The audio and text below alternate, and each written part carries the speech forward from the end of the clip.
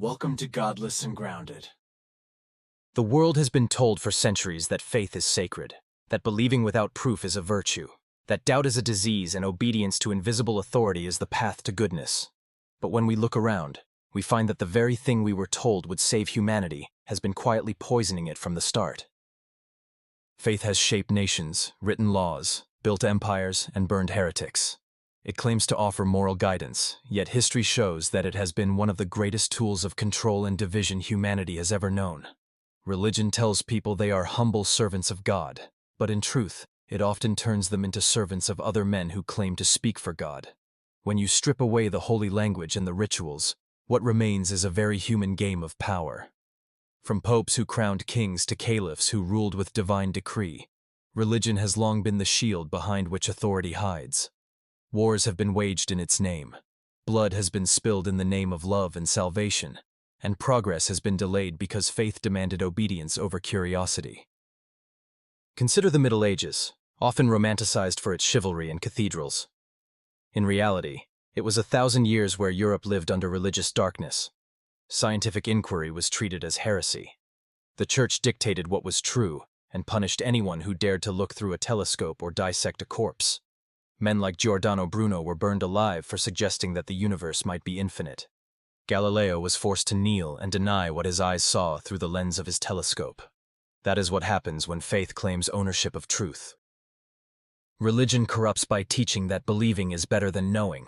It replaces the process of understanding with the comfort of submission. Instead of encouraging people to question, it tells them that the questions themselves are sinful. The mind that could explore the universe is instead taught to bow before it. Even today, in an age of satellites and quantum computers, faith still dictates laws in many countries. Women are denied education, love is criminalized, and ideas are censored because ancient texts written by men are treated as divine instruction. When a lawmaker justifies injustice with scripture, reason loses another battle. Faith also corrupts the most intimate part of human life: morality. Many people believe that without religion, humans would have no sense of right or wrong.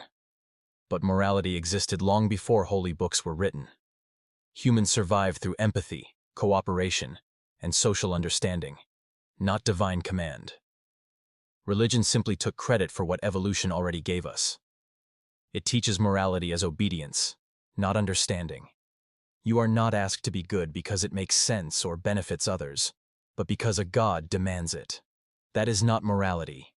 That is submission. A child who behaves only out of fear of punishment is not moral. He is afraid. In the same way, faith teaches people to be good for reward and to avoid evil out of fear of hell. It corrupts genuine compassion into spiritual self-interest. Faith also divides. Every believer thinks their version of truth is the only one. Every holy book claims to be the final revelation. From that foundation grows endless conflict. Christians slaughtered Muslims during the Crusades. Muslims slaughtered each other over succession. Hindus and Muslims tore each other apart at partition. Buddhists in Myanmar kill Rohingya Muslims while chanting prayers. In every case, both sides believed they were defending divine truth. The irony is that all religions preach peace, yet none can tolerate disagreement. They divide people into saved and damned, believers and infidels, chosen and rejected. Faith is supposed to unite humanity under one God, but in practice, it only fragments humanity into tribes. Look at the concept of sin. It is one of religion's most brilliant tools of control. It tells people that they are broken from birth, that their natural desires are shameful, and that redemption can only be found through submission to divine authority. This idea has left generations of people hating themselves for simply being human. It teaches guilt instead of growth. It tells people not to question their pain, but to accept it as divine will. Faith also corrupts love. Many religions claim to celebrate love, but only if it follows their rules. Love between two men or two women is condemned. Interfaith love is treated as betrayal. Women are told that their worth lies in obedience and modesty, not autonomy or ambition. In some cultures, young girls are forced into marriages arranged by religious norms, while boys are raised to see women as their property. And yet, this is done in the name of divine love. Education, too, has suffered under the shadow of faith. Think of how many generations were taught that the earth is 6,000 years old, that humans were sculpted from dust in a single day, that diseases are punishments from God rather than infections from germs. Think of how many children were beaten for asking questions that priests or imams could not answer. When faith governs education, ignorance is preserved as virtue. Even today in the 21st century, there are schools that refuse to teach evolution, doctors who pray over patients instead of treating them, and leaders who quote scripture instead of science while making laws about medicine and climate change. Religion has not just corrupted the past, it continues to slow the future. But faith's corruption is not limited to institutions. It seeps into personal thought. It teaches people to surrender their curiosity, to silence their doubts, and to feel guilty for thinking freely. It tells them that suffering is holy, that their pain has meaning only if it glorifies God. This mindset allows injustice to survive because people are told to wait for reward in the afterlife, instead of demanding change in this one. How many wars were fought because men believed God was on their side? How many children died because parents refused modern medicine for the sake of prayer? How many women suffered in silence because religion told them their husbands were their masters? Faith has often demanded human sacrifice, not on altars of stone, but in everyday obedience to ancient dogmas. Religion also poisons politics. It gives politicians divine justification for prejudice. When a ruler claims that God chose him, accountability disappears. When laws are written to please religion instead of reason, progress halts. Look at how in some countries people are still executed for blasphemy. In others, politicians refuse to separate church and state because it benefits their control. Religion gives tyranny a moral mask. And yet, people cling to faith because it offers comfort. It promises that death is not the end, that suffering has purpose, that justice will be served eventually. These are beautiful lies, comforting but hollow. Faith exploits fear. Fear of death, fear of meaninglessness, fear of uncertainty. It tells people that surrendering reason will bring peace, but real peace never comes from ignorance. It comes from understanding. Humanity has reached the stars, mapped the genome, cured diseases once thought incurable, not through faith, but through doubt, curiosity, and courage. Every step forward we ever took came from questioning what we were told to believe. Faith says, do not question. Reason says, ask until you understand. The greatest minds in history, from Socrates to Darwin, from Galileo to Einstein, were people who dared to question the sacred. They were called heretics, infidels, or fools in their time. Yet they are the reason we are no longer living in caves or dying from superstition. Religion tells us that God created man in his image. But when we look at history, it seems man created God in his. A jealous, tribal, insecure deity who mirrors human flaws more than divine perfection. Every god reflects the culture that worships him. The god of warlike tribes is vengeful. The god of oppressed people is merciful. The god of kings demands obedience. And when those kings fall, their gods vanish with them. Faith survives because it adapts. It wraps itself in the language of culture, nationalism, and morality. It evolves like a virus to stay relevant. When science explains one mystery, faith shifts to another. When old gods die, new prophets rise. But the structure remains the same. Blind belief demanding loyalty without evidence. What makes faith dangerous is not belief itself, but the idea that belief is a virtue. That it is noble to believe without proof and wicked to demand evidence. That is the true corruption. The reversal of reason. It teaches people to defend ideas instead of examining them. It rewards ignorance with certainty. The tragedy of faith is not only in the wars it caused or the lives it destroyed, but in the minds it silenced, in the potential it wasted. Imagine how far humanity might have gone if every child born with curiosity had been encouraged instead of punished. Imagine if every mind suppressed by religion had been free to think, to experiment, to explore. How many more Einsteins, Hypatias, or Teslas could have changed the course of history?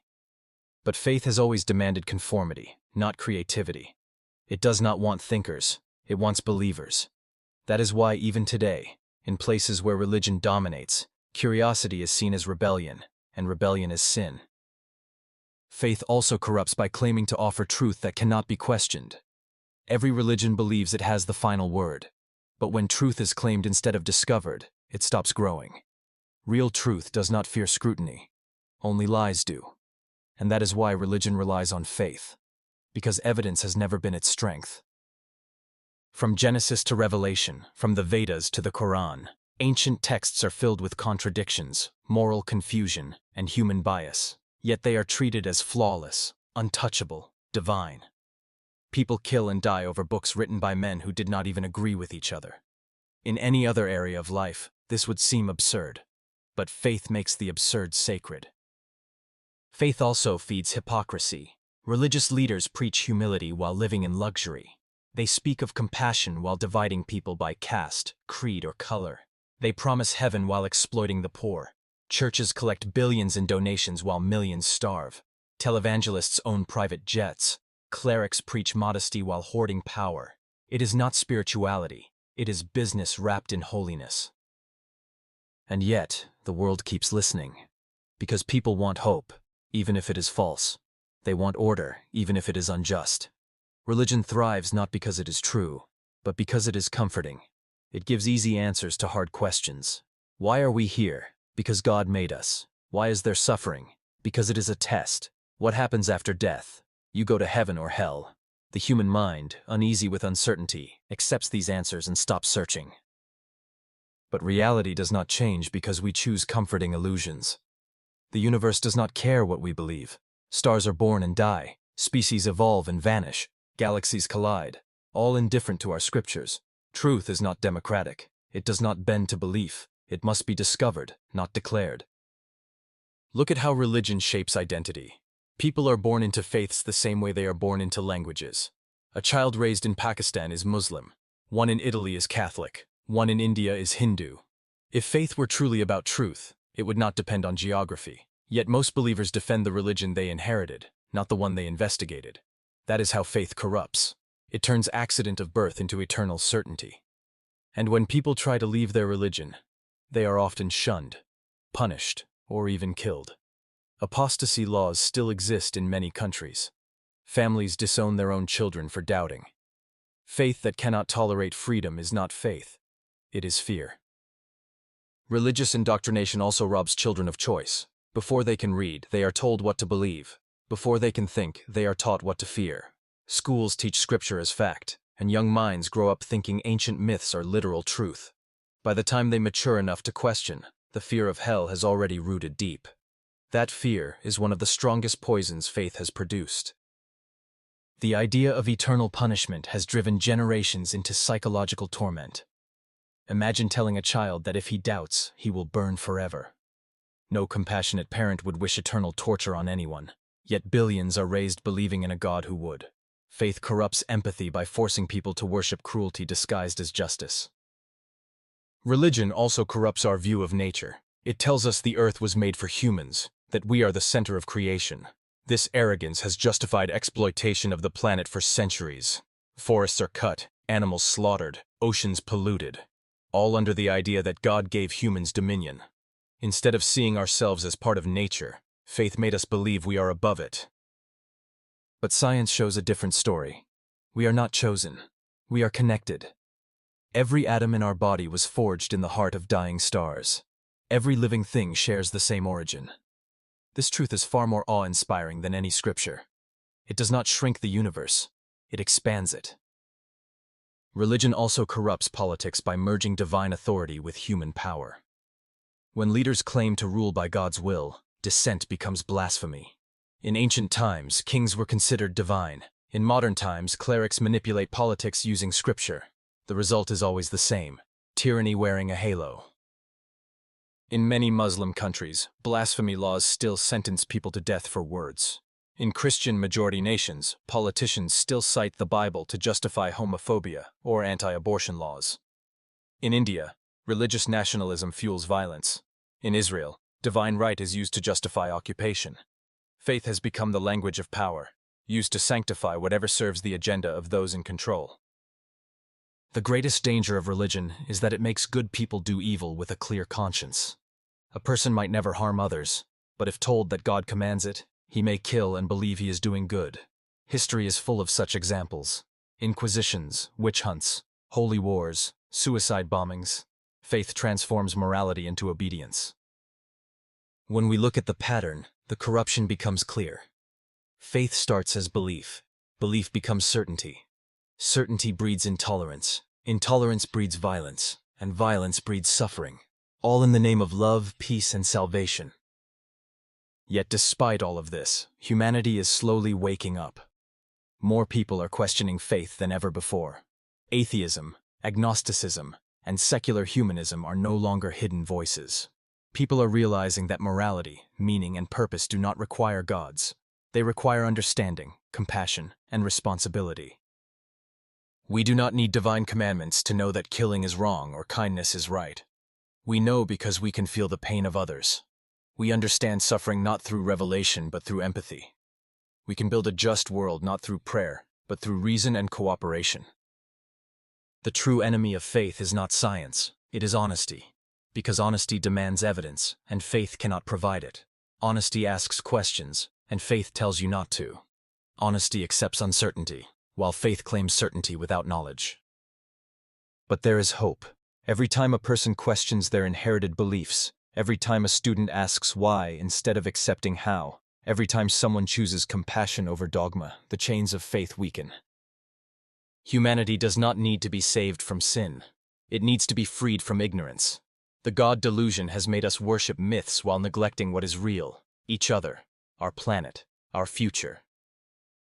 We can build meaning without magic. We can find purpose without prophets. We can face death without delusion. Life itself is enough. Love, curiosity, creation. These are sacred without being supernatural. When we finally let go of faith, we do not fall into despair. We fall into reality. And reality, though imperfect, is far more beautiful than any illusion. It does not need our worship, only our wonder. The God Delusion has corrupted the world not because people believed in gods, but because they stopped believing in themselves. The day humanity learns to replace faith with understanding will be the day we truly begin to heal. That is when we will see that heaven was never above the clouds. It was always in the hands of those who dared to think, to love, and to live without fear.